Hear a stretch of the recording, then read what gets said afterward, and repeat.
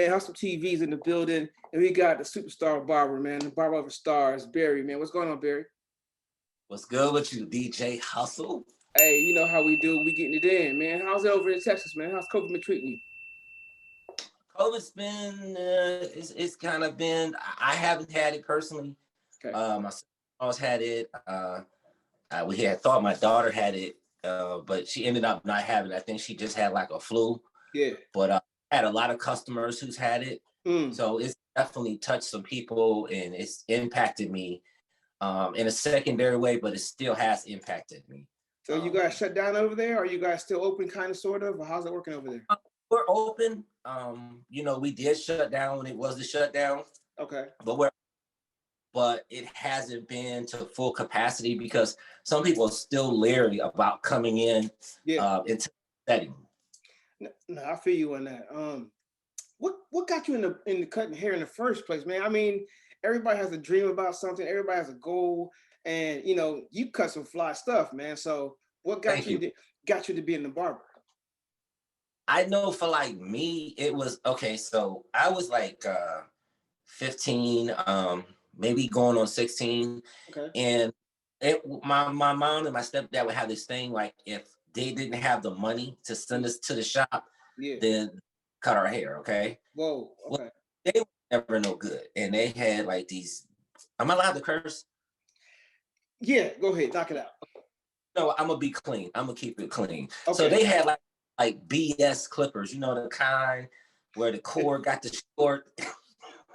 The guy to be cutting off and on, you know what I mean? Yeah. Like my stepdad, he had this thing like, man, DJ Hustle. He had this thing like if you moved, he just would cut your hair bald. And this was during the era, bro, where if you went to school with a bald head, they would smack your head all day. Back of the head right there. Then, and you know how that would go. Then you after about 4 smacks, you want to fight somebody. And you like, who smacked? I don't know. You know what I'm saying? I do. I understand. So it was just like, I always did like barbering, and I always liked when I would go into the barbershop, I always would like that atmosphere. And I just always thought the barber was just like the coolest dude. Like, don't ask me why. I just naturally took a gravitation towards it. And the fact that I was an artist, I was able to draw. I've always been able to draw and stuff like that too. Yeah. So it was just one day, I just got some courage and I told my mom, I said, I think I can do this better than you. Wow. And my mom was like, really? I'm like, yeah, I think, and to be honest, I really couldn't. Well, I really could. You know what I'm saying? But I was like, yeah, I think I can do this better than you. So my brother, poor dude, he's always been a sacrificial lamb. His name is Travis. She's like, okay, well then, she handed me the one pair of clippers. She's like, well, cut Travis's hair. So I'm not going to lie and tell you that the first haircut was great. It was like a mauling. I really murdered him. Damn. Yeah, I murdered him, bro. I murdered him. How was his reaction when you murdered him like that on the fade? Well, me and my brother, complete opposites. Like, I always cared about how I look. He don't give a dang. Okay. So he looked at it. He was like, oh, okay. And I was like, hey, can I do it again? And he's like, yeah, I don't care. So it was all good. So kind of like, so after that experience, what I would do is on Saturday, after I did all my stuff that my parents required me to do, I would go to this bar. I would just sit and I would just watch. Yeah. You know what I'm saying? Yeah. And I was there like the whole day. I might would sweep the floor or something just so I wasn't, bugging nobody. I would sit and watch. And I would watch the technique. So then what would happen is when it would come time, I go home and I tell my brother, I say, hey, come here, let me try this. Yeah. And he would try it. And what was happening is the things that I was watching, I was retaining. That's when it all started coming together for me. Like, man, I'm kind of hot. You know what I'm saying? I got you. So, after I did that, I worked at a grocery store. And I always been a pretty straightforward type of guy. And I told my manager, I worked in the produce department. I was like, hey, Jeff, I can cut hair. And he's like, oh, for real? He said, well, tomorrow bring your stuff with you. I was like, seriously? He's like, yeah, bring your stuff with you. So I bring my stuff the next day. I'm in the back in the produce department in the back room, cutting, and he paid me. Wow. Yeah. So then what happens, dude, is it was other employees in there. That's like, yo, that's like, you know how to cut hair? And I'm like, yeah. And I really wasn't like no master at it, but you know, I say, yeah, you know, I just always had, yeah. So what happened was I ended up starting cutting people in the store. And then customers in there and they wanted their tomatoes weighed. And they would peek back there like, where's the guy? They'd be like, yo, hey, little dude, you cut hair? And I'd be like, yeah. And they ask, are you allowed to cut my hair? And my manager would be like, I don't care. And that's how it got going, man. That's dope as hell, man. Everybody got a story, man.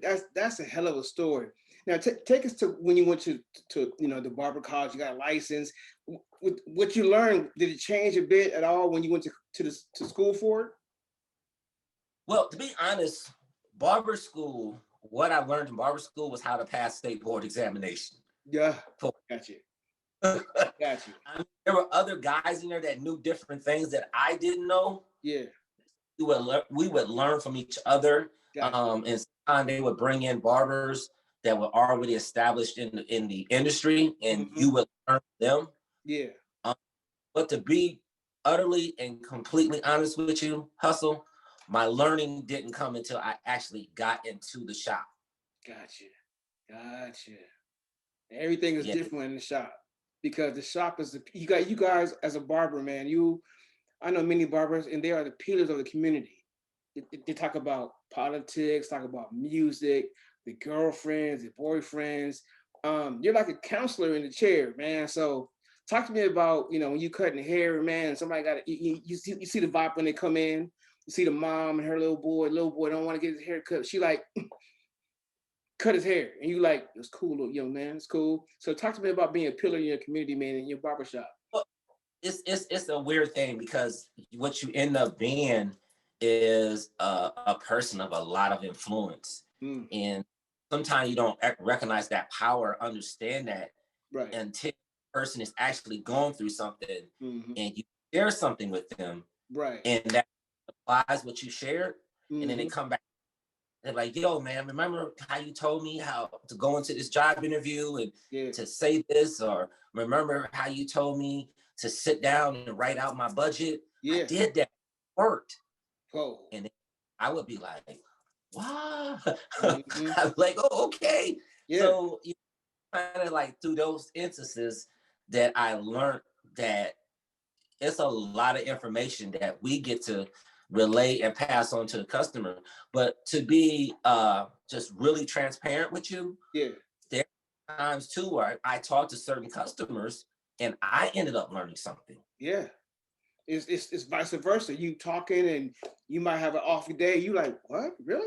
This how it really is? Yeah. I'll give you some game and there it is right there. Yeah, so sometimes the information that exchanged it's a two-way thing. Yeah. Sometimes that you're being given is something that you may not have known or something you might have known, but you can add an extra layer to it. Yeah. So I kind of always go into it with an open mind that not only am I giving out information, I'm in a position to receive information. That's dope, man. It's something that I've been meaning to ask you, and I've never asked before, but I've heard of this term, master barber. To me, I go into a shop like out here in LA, they don't really have too many master barbers, and they don't really say much about them. But I know, like, in the Midwest and South, there's master barbers. What is that? If it's such a thing, and is it really ring true? More, I think it's just more of a terminology to make a person feel good about themselves, more or less. Okay. Texas, and there is no master barber license unless it's, like if you want to go to the school and teach, you can get more of an educator's type. You want to go to barber school and be an instructor. Yeah. But I would say a master barber is tentatively someone who's been in the industry 10 years or longer. Okay. Somebody would say, quote unquote, a veteran. Okay. Right. Okay. Someone that has a lot of experience under their belt, or a lot of hours, whichever one you want to call it. Oh, okay. There we go.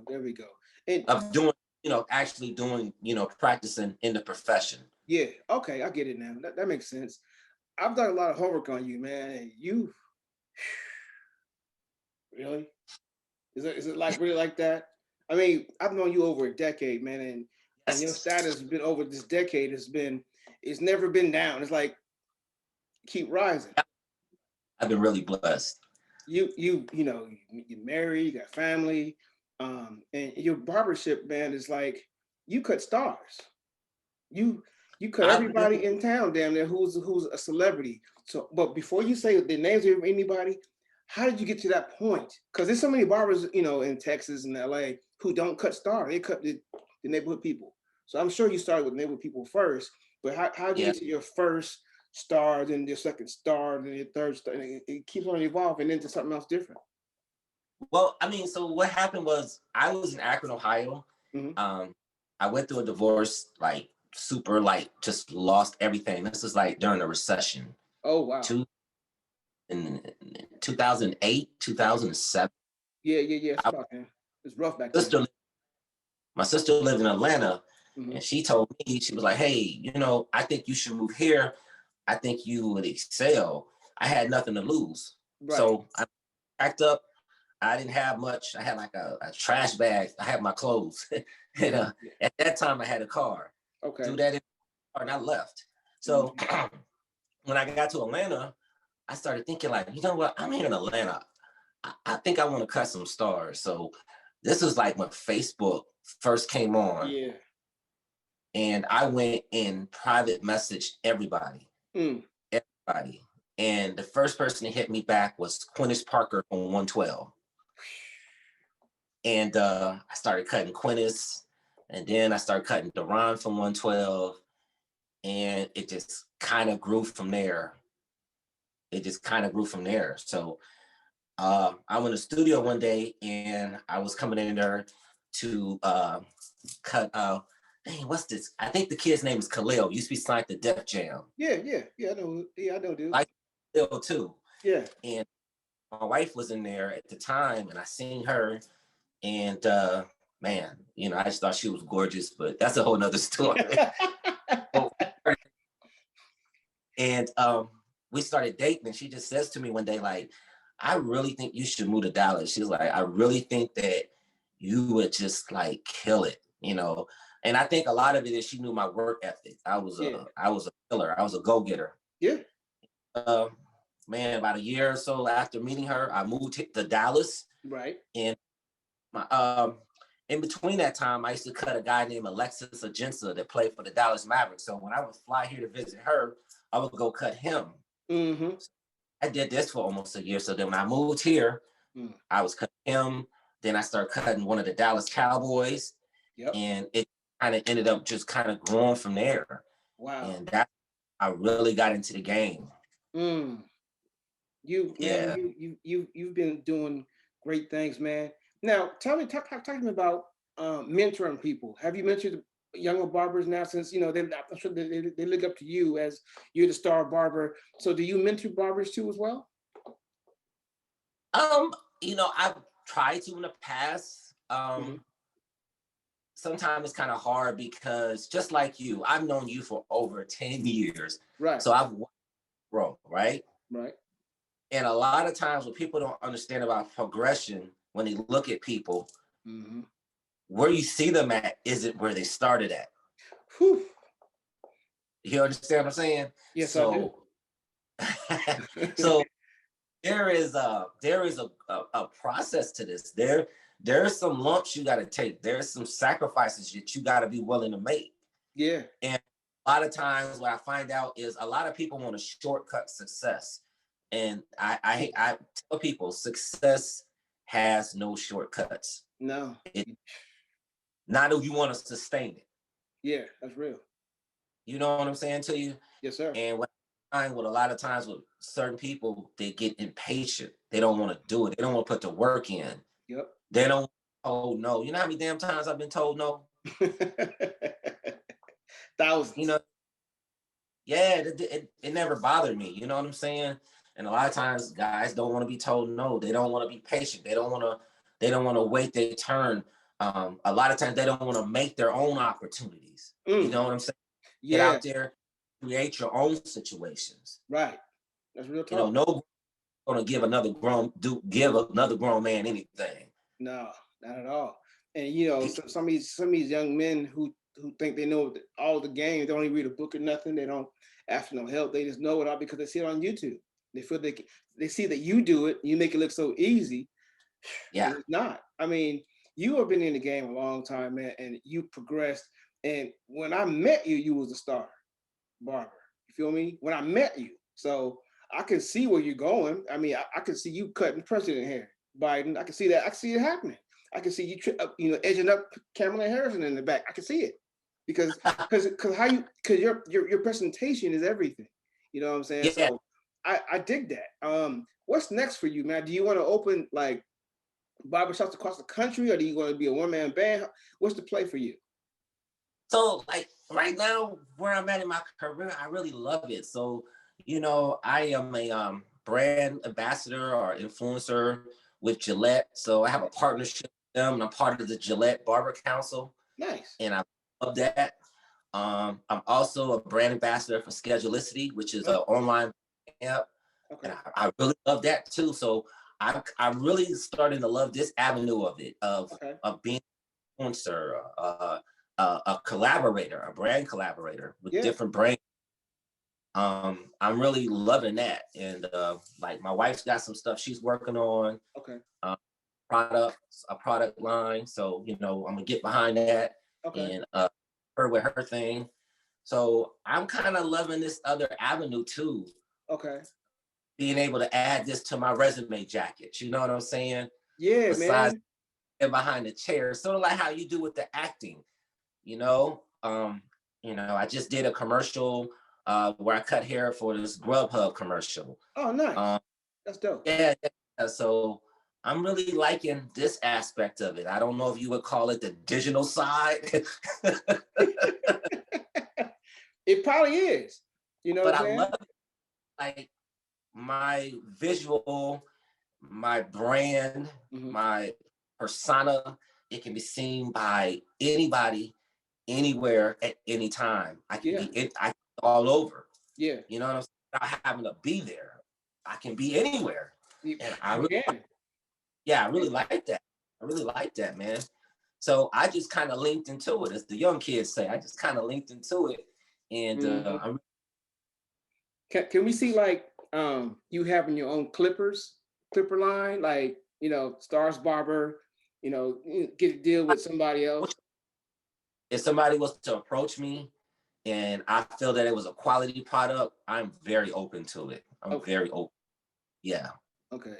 Now, does barbers, like, when it comes to picking your tools for the trade, is it a special tool that you use, or do you start with the small ones first, the big ones second, or do you go in the middle? How is it that you pick your gear? Man, it's like I have companies that I really love their products, like Babyliss and Wall. Like my first pair of clippers professionally, my first professional pair of clippers was an Andis Master and an Andis Outliner.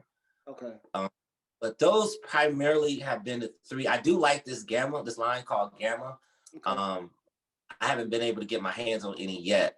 Okay. But at this stage in my career, to be honest, Hustle, companies send me a lot of stuff for free. I don't pay for stuff anymore. Well, you TheStarsBarber. Why would you? Why would you? You feel me? Why would you? For what? Yeah, so I'm really blessed. I mean, not that I'm trying to be boastful about it or nothing. Because I used to get in a lot of trouble with my wife for buying clippers. You bring one more clipper into this house and you know what I'm saying? So look behind me. What you see, these records behind me. I get in trouble too. You did what? You bought some more turntables? You got 8 pair in there. Yeah, man. And you know what it is, man. You only as good as your tools. It's like a mechanic that's working on your car. Right. You only are as good as your tools. So, but I've been really blessed. Like the last couple of years, I get a lot of stuff for free. It's very rare that I pay for anything anymore. Okay, I got you. Very rare. Man, Barry, it's been a pleasure, man. It's been a pleasure. Keep us updated with all your stuff, and hopefully COVID will go away and you get back on the plane and come back out here, or I'll fly out there.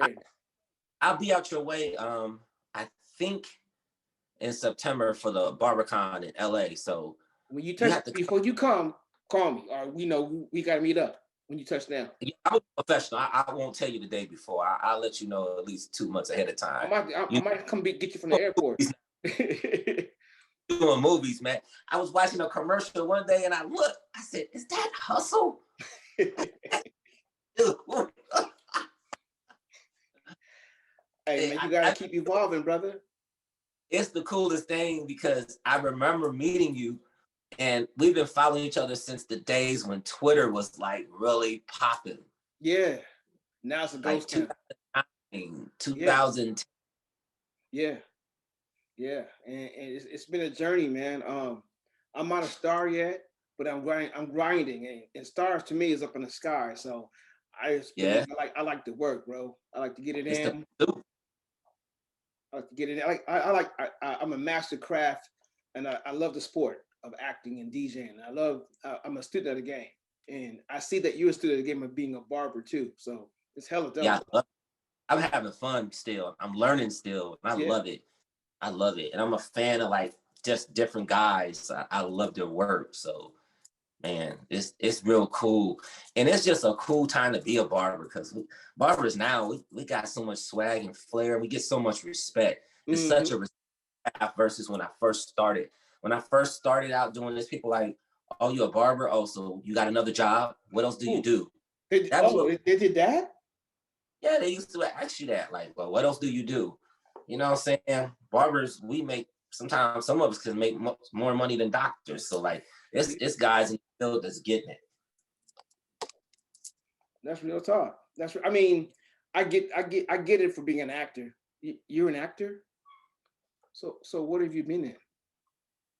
So now I lie now and say, you look familiar. Oh, I'm a janitor. Really? Yeah, I'm a janitor. Let me see your hands. Callus up. Yeah, I'm a janitor. I'll be lying. My wife be like, "Why are you lying?" I'm like, "Cause I don't feel like talking about that too much." They call actors an IDMB or something like that, or the IMDb. Yeah. I gotta update mine because mine look a little shabby right now. I gotta update my IMDb, so I gotta put more work on that.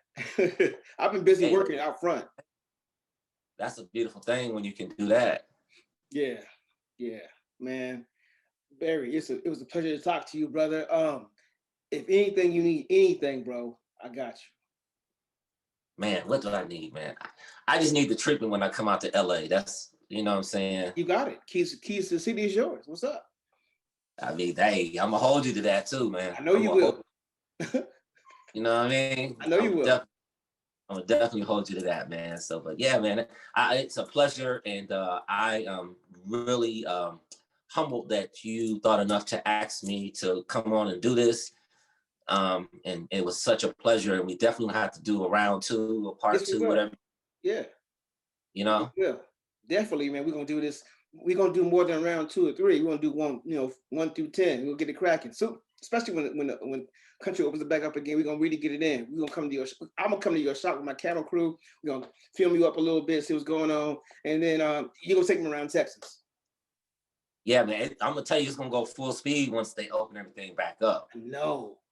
It's gonna go full speed. I hope you're gonna be ready. Hustle's never sleeping, man. We're gonna get it cracking. Yeah, it's gonna be full speed, baby. Okay. So give out your website, your Instagram, all that stuff for the people to follow you, man. Instagram is TheStarsBarber. That's TheStarsBarber. TheStarsBarber. So that's my Instagram. That's my Facebook. That's my Twitter. And my website is TheStarsBarber.com. Man, Barry, thank you so much, sir. It's a pleasure, brother. I'm gonna talk to you in a minute, man. No doubt, family. Yes, be good, man. Out. Hustle, man. Hustle, man.